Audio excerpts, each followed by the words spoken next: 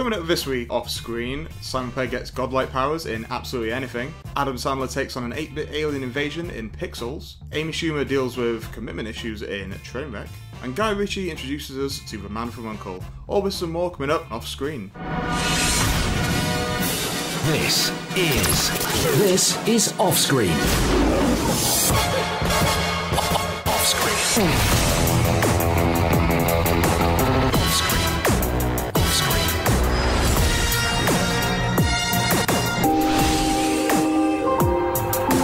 With the latest film news and reviews, this is Off Screen, the on-screen radio show.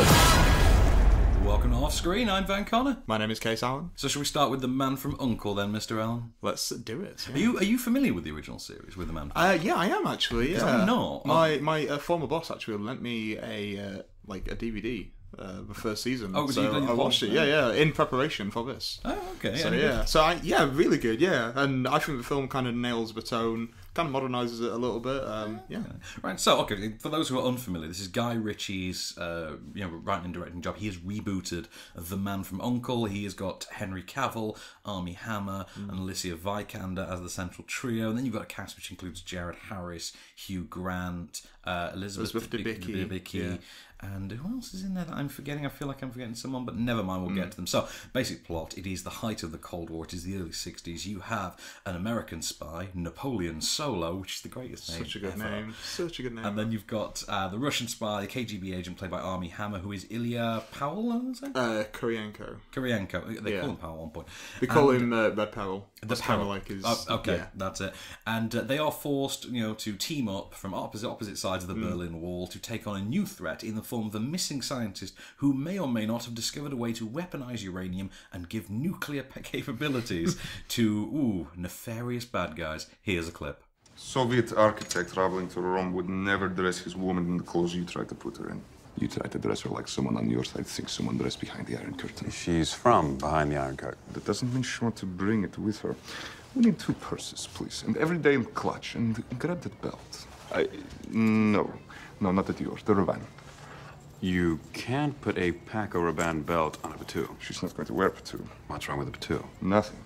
If you're fat, the Dior goes with the Rabanne. It won't match. It doesn't have to match. Armie Hammer and Henry Cavill discussing the finer points of women's wardrobes, which is not something I ever thought I'd see. It's one of the funny parts of the film as well. It is very funny, isn't it? So, and that's the thing, it is a very funny film. It's very tongue-in-cheek. It is very tongue-in-cheek, but a lot of the comedy seems to come from the interpersonal stuff rather than the out-and-out action stuff. So yeah, definitely. So, for instance, because obviously the logical comparison point with this is Kingsman. You kind of have to compare it to Kingsman. Yeah, especially coming out this year as well. I know, this year, and that was Matthew Vaughn, who is Guy Ritchie's former collaborator. It's a strange. very weird little thing, isn't it? So, on the casting front, how did you find this one?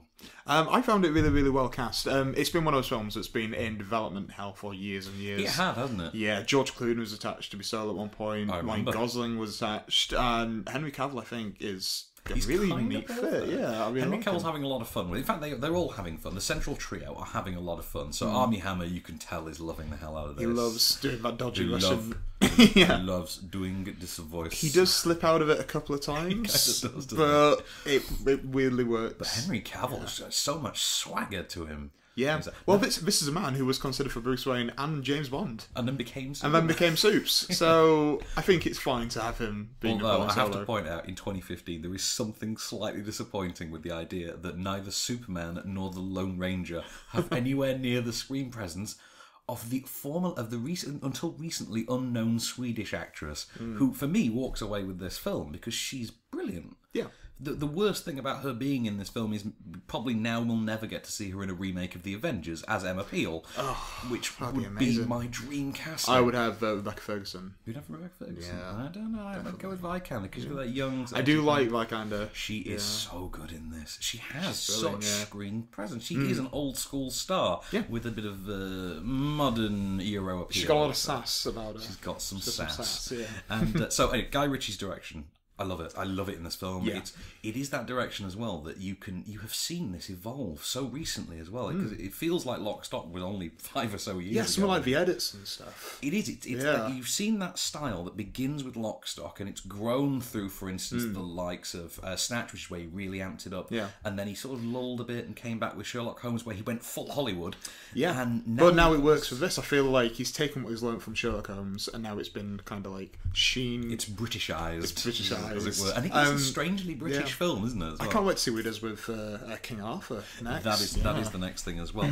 I'd say the worst thing about it is it's come out in the same year as Kingsman, but that's not its fault. It's the year of spies. It is the year of spies. I mean, people are going to say the worst thing about Kingsman has come out the same year as Spectre. Yes, so we've got Spectre to come as well. I don't think it's got the rollicking momentum of Kingsman, but it is in its own. I think it's got the sexy, stylish, fun side of it down better than Kingsman. It's a different kind of flick, really. It does. It succeeds in the areas that Kingsman didn't, and vice versa. And it's weird because the two films make up one collective. Sort of. I would love to watch it like a double bill. I could see it happening. That'd be great. It's so fantastically like stylized. Just from like the opening credits with the red and black. Very much so. Incredible. And Hugh Grant. And did you ever think we'd live to see a day in which Hugh Grant appearing on screen was met with cheers? Cloud Atlas. Let's not go there. No. On to the film news then. So shall we have a look at what's going on in the world of cine this week? The world of cine. So, we've got the Dolph Lundgren news. We've got to talk about this. Oh, my goodness. Dolph Lundgren is the new kindergarten cop. He is going to be in the direct-to-DVD sequel. Of course it's direct-to-DVD. Well, that's the thing. Is it still direct-to-DVD in this day and age? Is it just straight online? I call it VOD. I call it VOD now. Times have changed now. He's in the VOD sequel to Kindergarten Cop. Is it going to be Kindergarten Cop 2? Kindergarten Cop gonna have some First Grade. It's got to have some kind of subtitle. It's got to be first grade or Kindergarten Cop: Graduation Day. They've released what the plot is, but I can't. It was that forgettable. I can't. I can't even talk about it. Okay. A spokesperson for HBO has confirmed that early discussions are underway to bring back Deadwood to the big screen, which I never saw. So I never did. I never saw it. But it's only like 36 episodes long, so you can bash out on a weekend. The thing for me, I've seen clips of it. I'm like, why am I not watching that? Looks awesome. I love that Hawk. I love John Hawkes. I love him. Actually. Well, I'm a big Timothy Oliphant fan. Olifantastic, and Olifantastic. Yeah, see, we watch. This is the problem with two nerds who watch the same thing. So we both get that Kevin Smith reference. Olifantastic.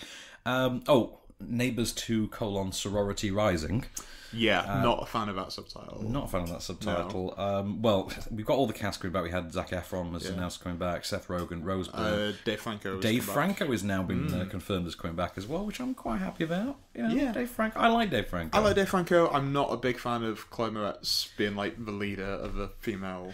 I don't know. So I think there are enough women in the world who despise Chloe Moretz that if you cast her as the villain in this kind of film... If she's going to be the out-and-out villain...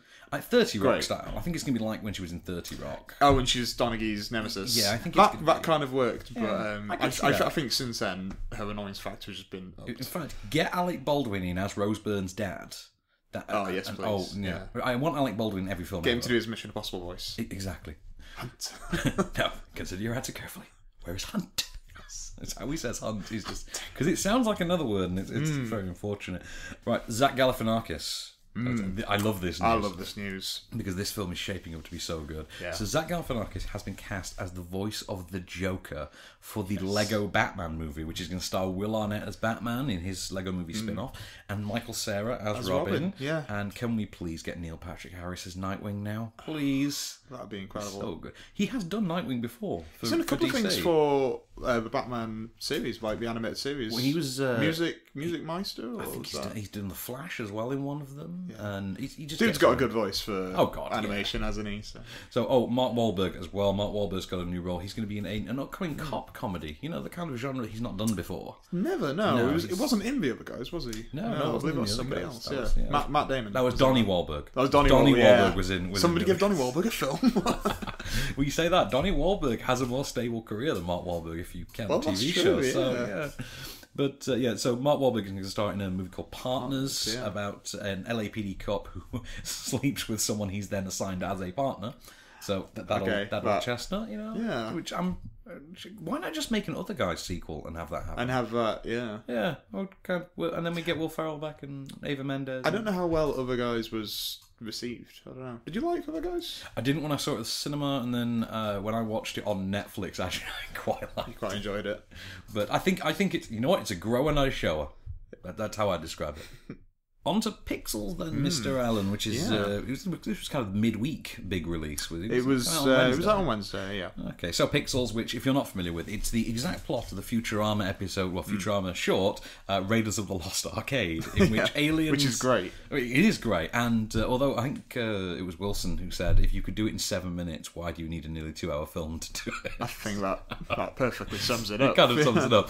Although, there's been a lot of snootiness around the film. There doesn't need to be. The film is perfectly fine. Right, so this is basically a probe. One of our video probes has been shot into space in the 80s, containing, amongst its recordings, footage of a video game arcade championship. Aliens have misinterpreted this as a challenge, have manufactured their own versions of 8-bit video game characters, and have sent them to Earth as their competitors. And they are challenging the human race to a war of video games, effectively, only they misinterpret what video games are. As a solution, the President, a.k.a. Kevin James... a.k.a. King of Queens. King of Queens. King of Queens to President of Queens. Enlists the help of his best friend, Adam Sandler, who's a former childhood video game champion, and their merry band to fight for the human race. Here's a clip. In exchange for helping us, I will personally speak to the parole board about reducing your sentence. Pass. Pass? That deal don't work for Eddie Plant. You want the Fire Blaster's help, he has some demands. Demands? I want an island. You're not getting an island. Then I want a full pardon. I want to get out of here for good. And after I do, I don't want to pay no taxes, like forever. And lastly, I want you to set up a romantic rendezvous between me, Serena Williams, and Martha Stewart in the Lincoln bedroom. Peter Dinklage there making some demands. And right, I need to get this out of the way good and early. Dinklage is probably the worst thing about the film. See, you're the only person I've heard that has said that, because everyone else, of course, has been like, oh, it's a classic Sandler film, and Dinklage saves it. No, this is the thing, because what Adam Sandler's doing here is he's not doing the oh my God sort of a role. He's not doing the screechiness. Instead, he's basically playing Fry from Futurama, of all things. And it turns out, actually, he's schlubby enough to actually make a good go of it. You consider Adam Sandler's natural personality, it kind of works. Yeah. You've got Josh Gad, who's doing that sort of... Just shouting, from what I've seen in the trailer. Well, I like him, he just works. Yeah. Although he is kind of, by doing the shouty thing that Sandler normally does, he kind of proves that he's actually funnier than Adam Sandler ever was. Which, it kind of tells you what you need to know. Really, there. I mean, there's a Sean Bean cameo which is just mystifying and features a line of dialogue that I swear to God you're going to be debating long after the film is over. And then there's Michelle Monaghan, who is given the most thankless token girl role ever. She's just there to look pretty and wear a lab coat.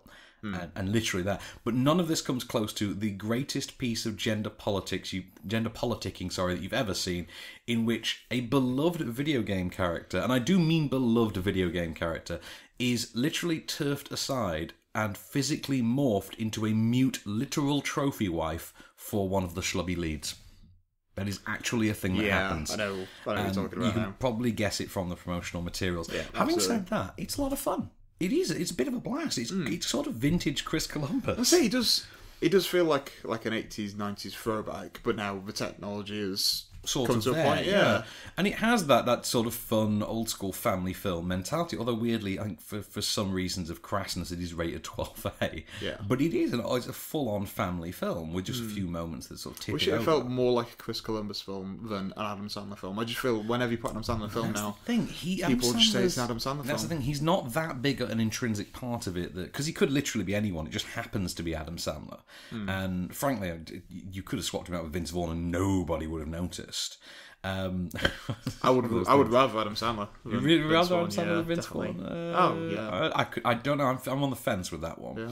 And we weren't alone. There are other people who have sort of given it a fair assessment and not just necessarily. Not just been like, oh, it's Kevin James president, and which I still bloody mystified. Yeah, I really want to see a movie about how Kevin James got elected president. That is a comedy. Prequel. We could do that. Yeah. Prequel.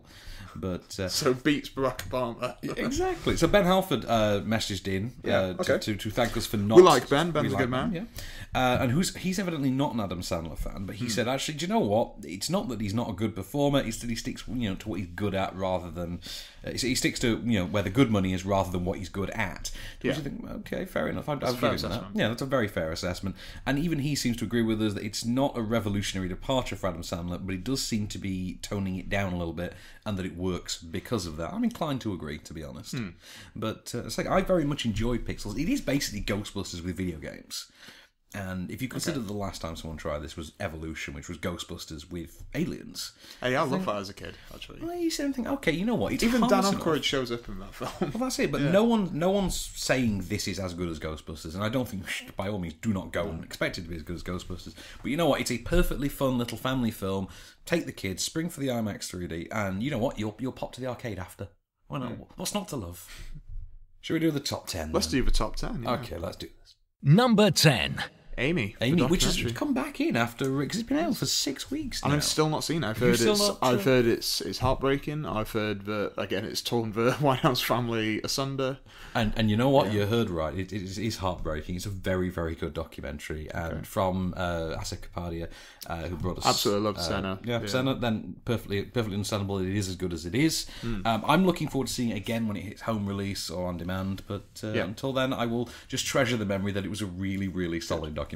Number 9. Militarizing those dinosaurs in IMAX 3D, Jurassic World. There's a cracked article doing the rounds this week. What is it? It's 6 movie villain plots which don't make any sense. And would you believe it? Militarizing raptors Is that like number 1? I think it's number 4. Because number 6 is Thanos gives away his only Infinity Stone twice, which has annoyed me both times.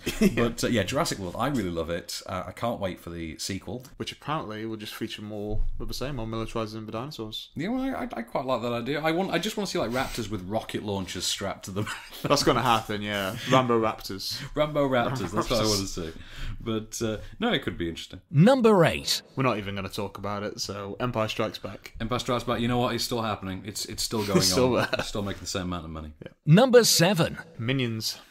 You've still not seen this one, I take it? No. Well, I like it. It's fun. It's flimsy. I will watch it for you at some point. You should. Yeah. So you should. I might try this week. I say try if there's absolutely nothing else at all. Do or do not. There is no There try. is no try. Did you learn nothing from Secret Cinema's Empire Strikes Back? We said we weren't going to talk about Empire Strikes Back. Sorry. God. Fight Club rules. Yeah. Number 6. Ant-Man.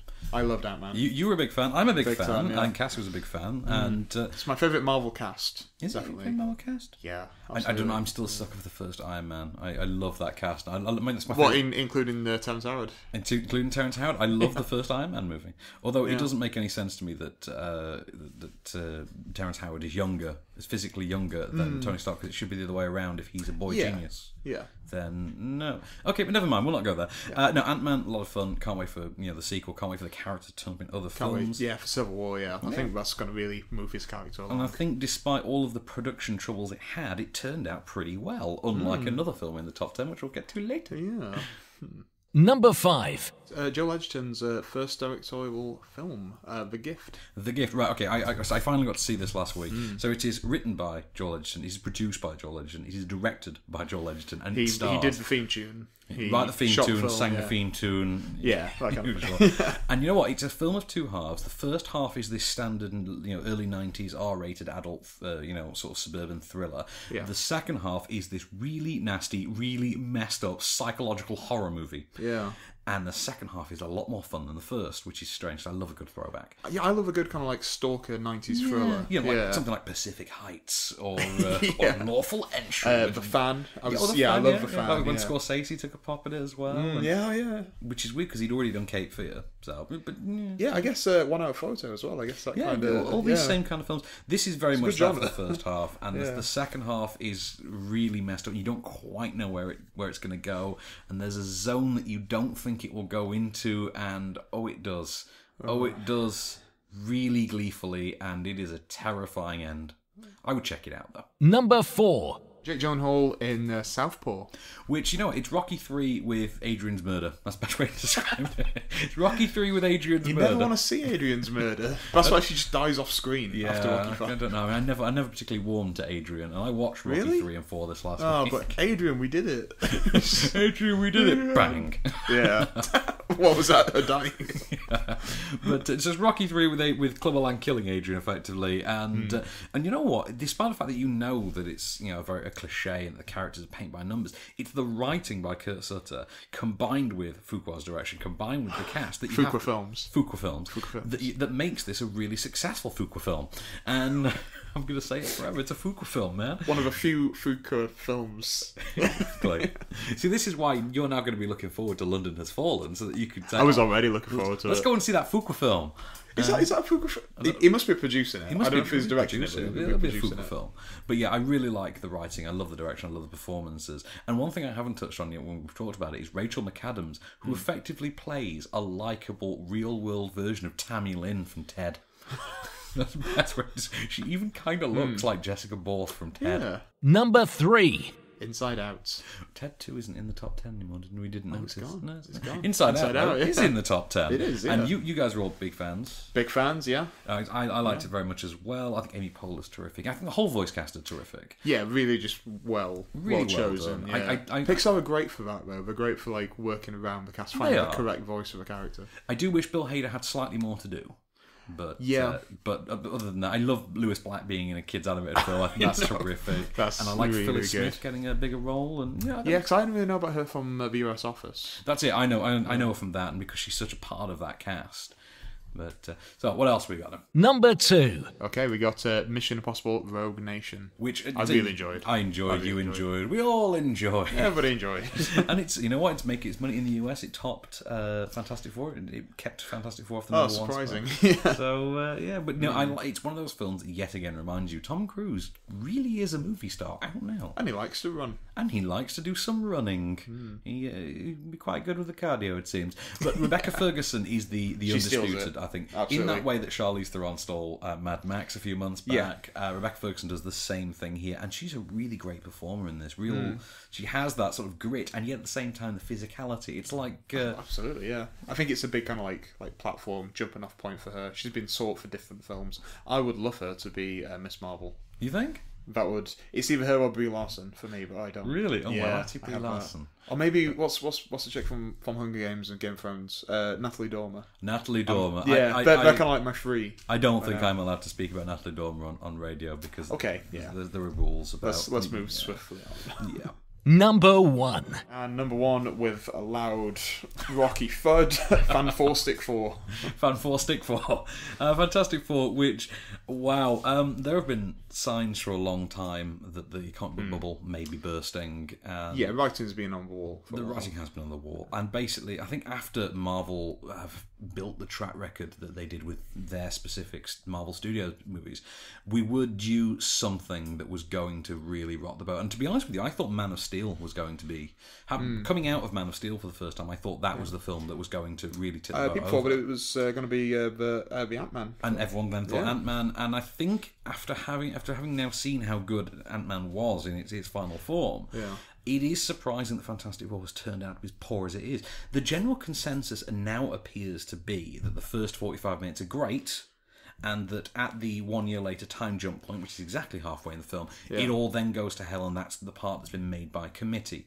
Now, if that's actually what's happened, then perfectly fine, but everyone's at fault, basically. Yeah. And there are more stories that come to light about Josh Trank, and he's trying to get as flat a performance out of the actors as possible. Every day there seems to be new behind the scenes stories. So the latest one is him and Miles Teller nearly started to hit each other.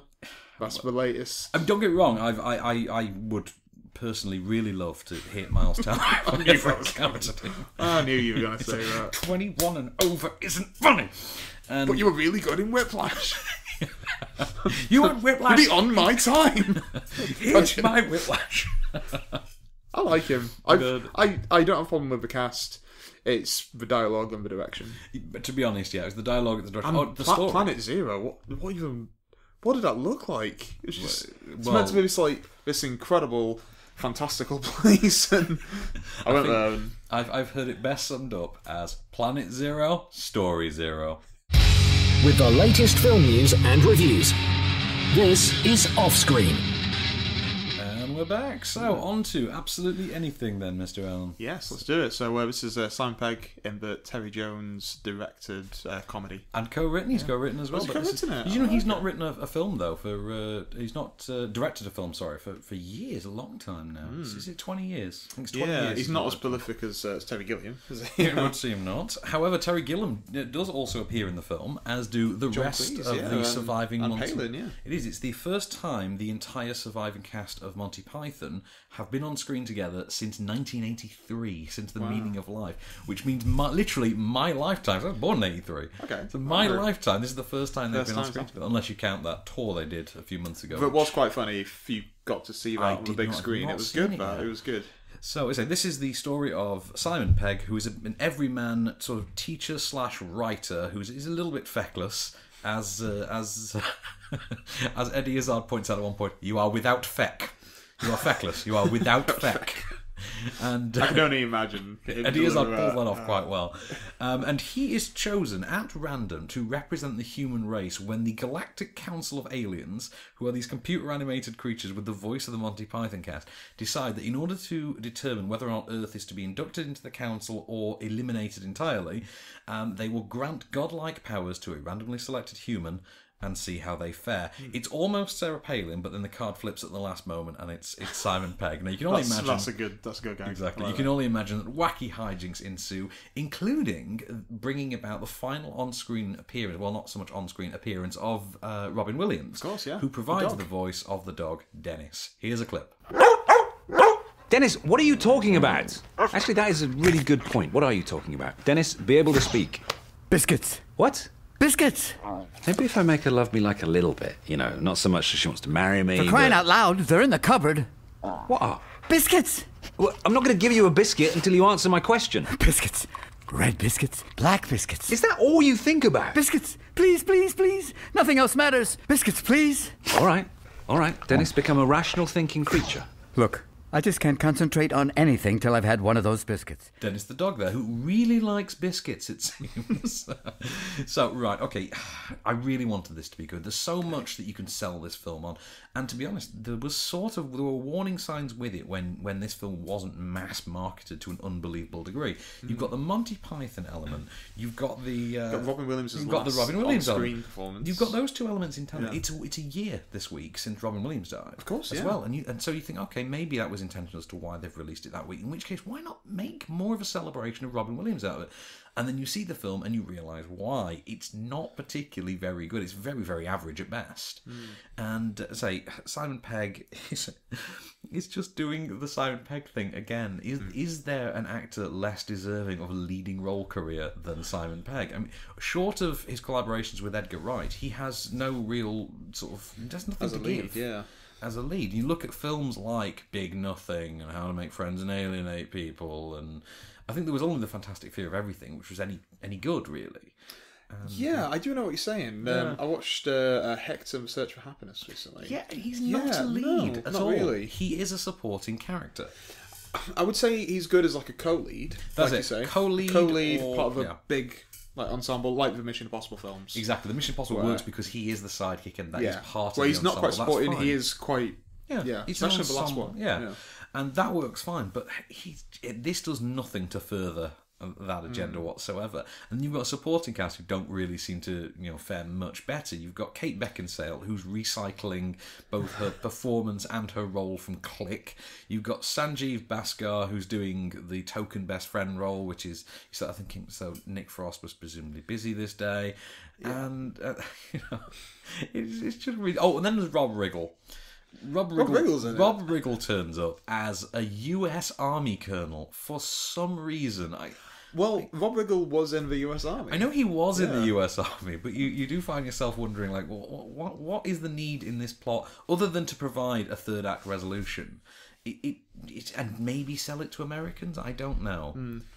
But it doesn't quite work. And then you've got a brilliant supporting cast, a brilliant sort of who's who of cameos, not supporting, cameo cast, which is Joanna Lumley, Eddie Izzard, Mira Sayal, and they don't fare much better. Eddie Izzard gets the best moments in the film, but we are talking about literally 2 or 3 moments. I mean, hence the you are feckless, you are without feck sort of a moment. That's a good line.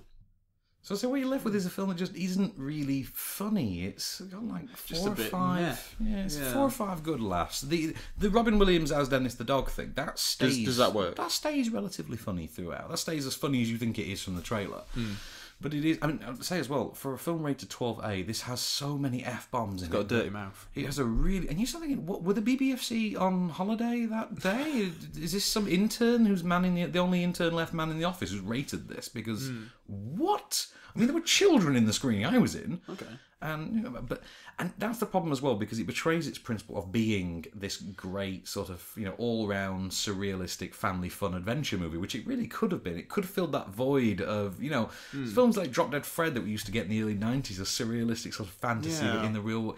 We are severely lacking those kind of films. We are lacking those kind of films, absolutely. And because everything's 12A now, we live in this culture that lacks PG films, which is what this should have been.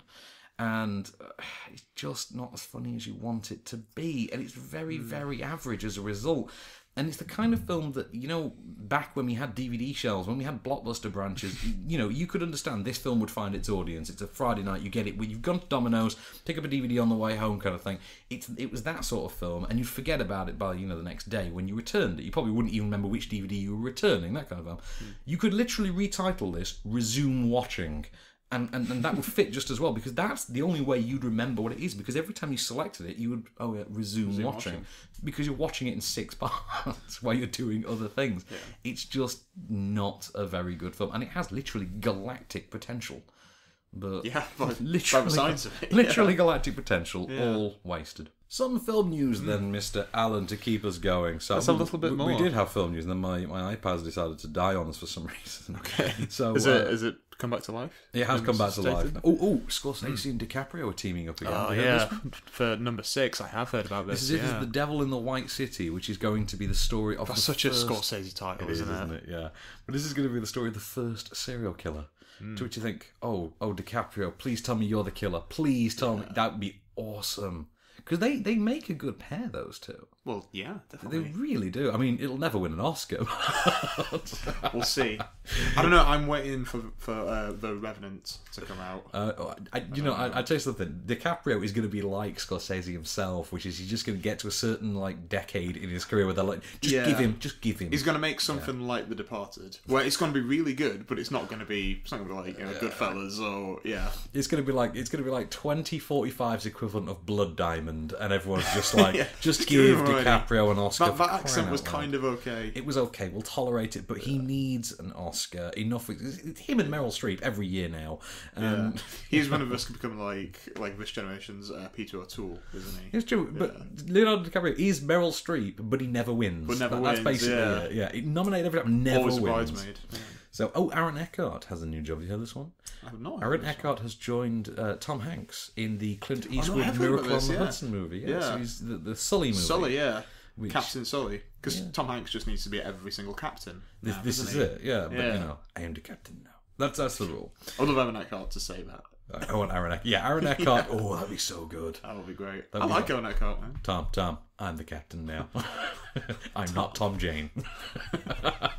Because that must be the worst part of Aaron Eckhart's life, telling people he isn't Thomas Jane. Mortal Kombat. You know that movie's coming? You know the reboot of Mortal Kombat? We're doing a reboot of Mortal Kombat now? Did you ever see Mortal Kombat Legacy? Yeah, I had that misfortune. Did you? I liked that. That was a really interesting sort of reimagining of the Mortal Kombat universe, kind of set it in the modern world. And, it's now going to be made into a big screen movie. It was going to be made by the guy behind the web series, but he has stepped aside now and he's allowing James Wan to produce it. So, James Wan of the busy schedule. Yeah, because he has just so many... He's got Aquaman now. He's directing Aquaman. That's his next big job, yeah. He has. I mean, he seems to have come out... He came from low-budget horror, and he's really cleaning house. Yeah. He's really if you've got to start with anything, the first Saw is a pretty good jumping off point. Yeah, you got to give him that. It was such a good little film for Saw. It changed a lot of It is strange to parts see, of the to think genre, of yes. the change of direction the whole genre got because of that one movie. But then another 6 Saw films later, you're just like, come on, man. See, Saw was good, and I think Hostel came along and kind of ruined it for everyone. Yeah, well, it's just Eli Roth. And It gave us Eli Roth, and nobody's grateful for having Eli Roth. Except for one person who likes film Knock Knock. Yes, the one person who likes Knock Knock, exactly. Oh, Tom Hardy is going to produce and star in 100 Bullets, which is the adaptation of the noir comic. Yeah. That one could be quite interesting as well. Good, yeah.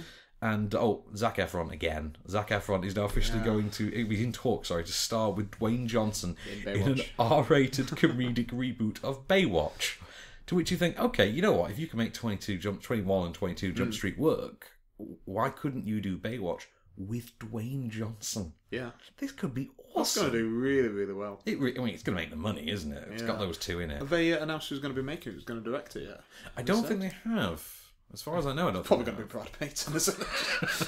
Dwayne Johnson's involved. Brad Payton? Yeah, exactly. That could work. That's it. Or who's the guy that did the second G.I. Joe? John M. Chu. Who did G.I. Joe 2. Get Chu. Yeah. John Chu, G.I. Joe 2. There we are. Well, we've been looking forward to this one, as you know. Yeah, since like last week when we saw it. Well, in my case, a couple of months. You saw it a while ago. Oh, you lucky guy. No, not lucky, because imagine seeing a film that you really, really love, but you weren't allowed to talk about it for months. I got to write the review like the week after. Okay. That was fine, but you know. Well, that just shows how much we love this film, how fun it was. So, Trainwreck, which is the latest Judd Apatow movie. It's not really being advertised on that, strangely. Well, because it's not when you. I mean, he's directed it. Yeah. Judd Apatow's directed. It's being written by Amy Schumer. It stars Amy Schumer. Yeah, it's really her kind of vehicle, isn't it? It is, isn't it? So this is the story of Amy. Imaginative name creation there. Who is a New York-based magazine writer. She's a writer, yeah. Who has serious commitment issues stemming from a childhood conversation with her father, which literally opens the movie. And she and her sister, played by Brie Larson, have grown up to lead very, very different lives as a result. Brie Larson, whom we all tug at our heartstrings for because she's so lovable. Brie Larson has gone off to do the marriage and kids sort of route, and Amy has grown up to basically enjoy drink, drugs, and casual sex. So clearly, Amy is the one you want at a party, and not Brie Larson. I don't know. I don't Brie Larson at a party. You'd still want Brie Larson to turn up at a party, I know. But all of this quickly finds itself upended when Amy encounters a sports doctor played by Bill Hader, whom she's interviewing for a magazine article, and the pair begin what Amy sees as a casual relationship at first, but soon has to reassess her sort of commitment-free lifestyle as the relationship becomes more and more serious. Here is a clip of the morning after, effectively, when Dr. Hader is phoning Amy. Oh my god, he's calling. Why would he call? You guys just had sex. It's probably a mistake. It's a mistake. He's butt dialing you. Hello? Oh, hey there, it's Aaron. Oh, this is Amy. I think you butt dialed me. No, I dialed you with my fingers. What'd she say? Shh. He called me on purpose. Hang up. He's obviously like sick or something. So he's yeah, what's up? I was calling to say I had a really good time last night. I was wondering if you wanted to hang out again. Will you say that again, please? I was wondering if I could see you again. You know what? I'm gonna call the police. So you and I are both Bill Hader fans, as you know. Oh, yeah, yes, big time. And I'm a big Amy Schumer fan. I don't know about you yourself. Well, I've only just started to watch a couple of the clips of her show, Inside Amy Schumer, which is very good. Well, weirdly, you can't repeat even the names of some of the sketches on radio because some really grim ones. I was supposed to say they are good. Her TV work is terrific, I think, and it's what's been referred to as subversive feminism, and it's not hard to see why. Now, that doesn't necessarily translate to the big screen here. No, it's somewhat more dialed down, a little bit more generic, but she has just enough personality to make it a lot of fun. She pulls it off. We laughed ourselves, sense. Some good times. Yeah. Good times were had by all. Good times had by all, indeed, sir. Yes. So, any favourite aspects of this for you? Because I thought the dialogue was great. I thought Apatow took a step back and directed this sort of very straight, without any of his own influence. Yeah, I really enjoyed that. I enjoyed his approach to it. He just let his star kind of work. I really like LeBron James. Love John Cena. John Cena makes such a splash. Yeah. It's such a small role, and he's great. I loved it. Both of them are really great. He is physically terrifying, especially whilst the first time you see him, first time you properly see him. Yeah, It's quite an eyeful, isn't it? We should single out Tilda Swinton as well, who is just She is a unrecognisable and chameleon. yet Oh, brilliant. You like texted me after you saw this film, and you were like, "I did not know that she was in this." Yeah, You watched the entire film, laughed at all her parts, didn't know it was her. Well, that's it. I mean, I think Amy Schumer is funnier, for instance, than Lena Dunham, but this is effectively for Amy Schumer what Girls was for Lena Dunham. This is the big breakthrough. This is the big global sort of, this is me, look, I'm here, over here. No, you've not been noticing my other stuff, but hi. But look at this, yeah. And I actually think it's Apatow's best film. And I know I'm probably alone in that. I've actually been rewatching some of the Apatows. I remember enjoying Funny People. I rewatched it the other day, and I wasn't too hot on it. And I would say this is definitely up there with like 40-Year-Old Virgin. I would say. I think so. But 40-Year-Old Virgin for me falls apart towards the end as it feels as it becomes more plotty. That falls apart. This sort of works for me because it's consistent throughout. And I gained a whole new respect for the Knicks cheerleading squad as a result of this film. They're athletes, you know, Kase. They're athletes. Yeah. So she's the breakthrough. Amy Schumer is the breakthrough star of the year because of this. And I think the title is almost ironic in and of itself. If you've seen enough of Inside Amy Schumer, the series, there are some sketches that do get sort of recycled for use here in a little bit of a watered down form, but you know what? It's a really funny, really sort of interesting and sort of charming film in a way as well. It's not the film isn't ashamed to be daring when it needs to, which I quite like about it. I like that too. Surprisingly, for a female-driven comedy, it's got a lot of balls. So we should plug the competitions we've got probably again. should. Probably Yeah, should. we've got loads of stuff to give away. Loads of stuff. We've still got on there. There's the Everly DVD giveaway, and this is all on onscreenfilm.com. You go on there, you go on our competitions section. Enter as many times. Enter. Don't tell people that because they actually do it, and I get 6 entries from the same guy named Tim. And listen to me, don't listen to Ben. It's all a conspiracy. It's all a conspiracy to keep the competition winners down.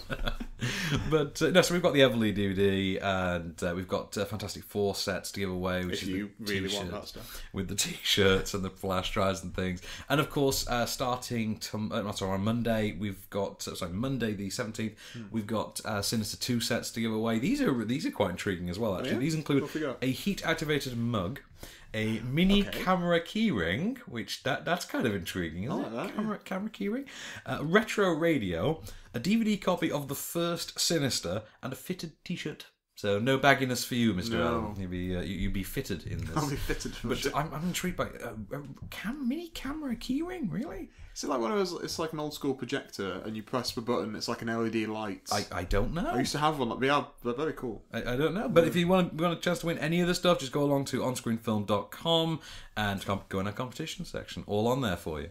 So what we got? So we've got to pick a film of the week at some point. Well, let's say Trainwreck. I'm going with Trainwreck. Yeah. I am, because if I'm going to watch anything again off the whole list, it'd be Trainwreck. Well, I'm going to watch Man From U.N.C.L.E. again this week. I'm going to watch it in IMAX. Okay. I didn't get to see it in IMAX, actually. I just saw it in regular. You saw it in regular? Yeah, I saw it in regular. But I want to see Trainwreck again, because I really enjoyed it. I really sort of warmed to it. I'm sure there's a lot of jokes that just kind of passed me by just because I was laughing so hard. It's one of those films, you're laughing so hard that you just... Yeah, I think so. I think it's quite possible. But also, it does have the most random Matthew Broderick cameo ever. And it's never really explained. Never explained. Why does he know LeBron James? Why are Matthew Broderick and LeBron James in the same even building, let alone room? I have no idea. But okay, so next week we've got some interesting ones. Next week we finally get diverse week. It is a very diverse week, isn't it? Well, next week we've got Vacation coming up. Yeah. Which is this one's been sort of a long time coming. This is Ed Helms, the Ed Helms reboot of the National Lampoon's Vacation series. We've got Paper Towns, which is the latest John Green adaptation. This is the Cara Delevingne controversial interview sort of a thing. Cassie's giving us the thumbs down. I don't think she likes Cara Delevingne. She's not a fan. Do you not like her eyebrows, or do you just don't like anything? No, nothing. Okay. Jack Whitehall brings the Bad Education to the big screen with Cassie, the Bad what Education. Do you think about Jack Whitehall? No, nothing. No. Okay. The Bad Education movie, that's Escobar, Paradise Lost, starring Benicio del Toro. Greatest casting ever. Absolutely, yeah. And we've got Pressure, the Danny Huston submarine movie. Is it Matthew Good? It is Matthew Good, who has that ironic surname because he seems to star in really middling or bad movies. Apart from Stoker. But I like Stoker very much. In fact, Stoker was like my second best film of the year in like 20 2013, I think, something like that. I think it's 2013. Yeah, I really enjoy that. He was good in that. He did also star in Leapy Ear, though. Let's never forget that, Leapy Ear. Let's see, what else we got next week? So we got Paper Towns. Sinister 2, of course, that's next week. We just plugged the competition, as you just said. We did, we're in the competition. But that's Shannon Sossamon is in Sinister 2. Really? Do you remember her? Yeah. Remember when Shannon Sossamon was a thing? Like, that was great like Knight's Tale, and was it 40 Days and 40 Nights? And no. Oh, yeah, that was the one. That, I'm getting 40 Days and 40 Nights confused with 6 Days and 7 Nights, the Harrison Ford and Heche rom-com. Yeah, David Schwimmer, he's in that. Yeah, he's in that as well. And of course, we've got the documentary The Wolf Pack, which is about the family from New York. And it's going to be an interesting and very diverse week next week, I think. So, well, all that's to come and more next week off screen. So, this has been a Candy Store production for On Screen. I've been Van Connor. My name has been Kase Allen. And we'll be back next week. Just show me the way to get out of here, and I'll be on my way. You've been listening to Off Screen. For more news and reviews, visit onscreenfilm.com.